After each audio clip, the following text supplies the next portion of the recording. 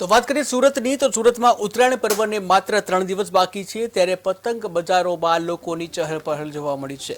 પતંગ બજારમાં પોલીસની ડ્રોન દ્વારા બાજ નજર છે ત્યારે મોબાઈલ સ્નેચિંગની ઘટનાઓ અટકાવવાનો પણ પ્રયાસ કરવામાં આવશે।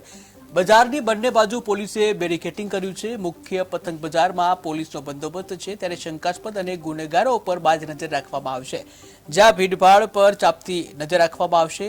સિવિલ ડ્રેસમાં પણ પોલીસ જવાનો તૈનાત રાખવામાં આવશે જ્યાં સી ટીમ પણ સતત પેટ્રોલિંગ કરશે। મકર સંક્રાંતિના તહેવારને ગણતરીના દિવસો બાકી હોય અને અહીંયા ખૂબ જ ભીડ રહેતી હોય જેથી મોબાઈલ અથવા પીક પોકેટિંગના બનાવો ના બને એ સારું ચુસ્ત બંદોબસ્ત ગોઠવવામાં આવેલ છે જેમાં અમે બજારના બંને બાજુએ બેરિકેડિંગ કરી અને પોલીસ બંદોબસ્ત ગોઠવેલ છે। આ સિવાય ધાબા પોઈન્ટ પણ રાખવામાં આવેલ છે જ્યાંથી દૂરબીનથી બાયનોક્યુલર રાખી અને જો કોઈ શંકાસ્પદ મુવમેન્ટ હોય તો એ વોકી ટોકી મારફતે અમને જાણ કરશે। આ સિવાય ડિસ્ટર્બના ખાનગી કપડામાં અલગ અલગ વેશમાં અંદર પેટ્રોલિંગ કરશે અને કોઈ પણ શંકાસ્પદ વ્યક્તિ જણાશે તો પૂછપરછ કરી અને આગળની કાર્યવાહી કરવામાં આવશે। મકર સંક્રાંતિના